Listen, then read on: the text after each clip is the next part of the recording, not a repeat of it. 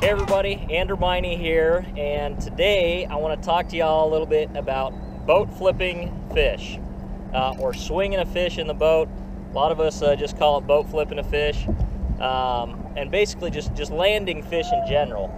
I see the reason I'm doing this is because I've had a lot of clients and guide trips lately that have been getting it all wrong, and the main problem that I see guys doing is they reel up too much line before they go to swing that fish in the boat. Now, what you want to do, there's a couple things to remember when you go to swing a fish into the boat. First of all, I generally never swing a fish over about 5 pounds into the boat. If it's over about 5 pounds, then I'm gonna either kneel down and grab it, or I'm gonna grab the net. One of the two. On rare occasion, I'll flip one over 5 pounds. The main reason for that is just because you get one over 5 pounds and you're going to swing it in the boat, and you risk breaking a rod. You know, there are a lot of great rods out there that you can do it. You know, I've boat flipped some pretty big fish. I've boat flipped 8 and 9 pounders, but I've also broken rods trying to flip fish that big as well. So just for the sake of, you know, not tearing your equipment up, keep it under about 5 pounds or so. But the main thing you want to remember when you go to boat flip a fish is you want to leave about 4 to 6 feet of line out. Do not reel all the way up to your bait, and do not reel to where you've only got like a foot of line left between that rod tip and the fish. You got to leave out like 4 to 6 feet of line before you try swinging them in the boat. The reason for that is I see a lot of guys lose fish right at the boat because they reel it all the way down to the bait and then try and swing that fish in.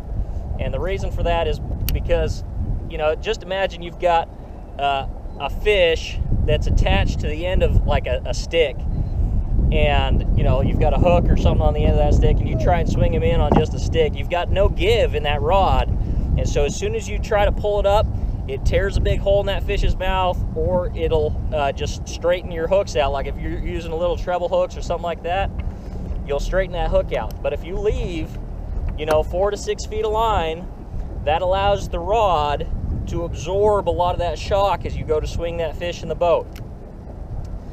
Now, the other thing that you want to remember when you go to do it is don't lift too high up on your rod. Don't high stick it. What you want to do is as you go to reel in, you're going to grab it, you know, maybe just about 1.5 feet up above your reel. So, you know, about midway in between your reel and that first eye. Don't go and reach clear the heck up there. Just reach about 1.5 feet or so up above your reel, and then you can swing that fish in and bounce them in the boat. If you try and reach too high and you high stick it, that's a real quick way to break a rod.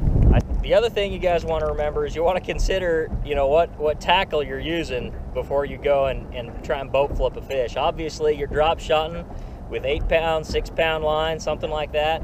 You know, you're not going to go try to boat flip a 5 pounder with a little spinning rod with 8 pound test on it. If you're using a little flimsy rod like that, you know, generally speaking, if it's under like 2.5 pounds, like 2.5 pounds is probably about my limit there. I have boat flipped, you know, 3 and 4 pounders drop shotting before, but that's another quick way to bust your line and lose that fish as well. So, but if you're using a nice, you know, heavy action jig rod or something like this, you know, you can boat flip 5 pounders all day long. Now the same thing applies, you know, when you're leaving 4 to 6 feet of line out. The same thing applies if you're going to go to use the net, or if you're going to go to lip the fish. Basically, any time that you go to land a fish, never, ever, ever reel it down to where you've got less than, like I said, about 4 feet of line. Leave 4 to 6 feet of line. If somebody's going to net a fish for you, leave 4 to 6 feet of line, and then you use that rod to guide the fish into the net. Don't reel it down to the bait, because as soon as you do that, that's a real quick way to lose that fish, because then they've got all the leverage in the world to tear a big hole in their mouth or to straighten those hooks out before you even have a chance to get it into the net. Always leave 4 to 6 feet of line out. All right, so I got a good fish on here.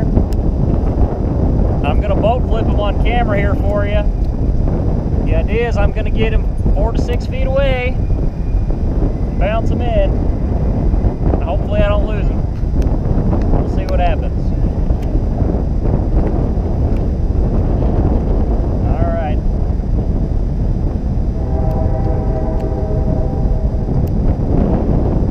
Coming up. And there we go. So you see I grabbed my rod just right up here, about 1.5 feet above the reel, and just swing them on in. Nice fish on the jerkbait there. All right, let's try our boat flip demo again here. I've got 4 to 6 feet of line out. What I'm gonna do is I'm gonna get the fish's momentum coming towards me, and we're gonna swing them in. 1, 2, 3. Just like that. And that is how you boat flip a fish. Hopefully that helps y'all out a little bit and land a few more fish, and you don't lose fish at the boat anymore. Nobody likes losing fish at the boat. Of course, every once in a while, no matter what you do, you're gonna lose one. You know, sometimes they jump at the boat and toss it. Sometimes there's not much you can do about it, but hopefully that tip helps y'all put more fish in the boat.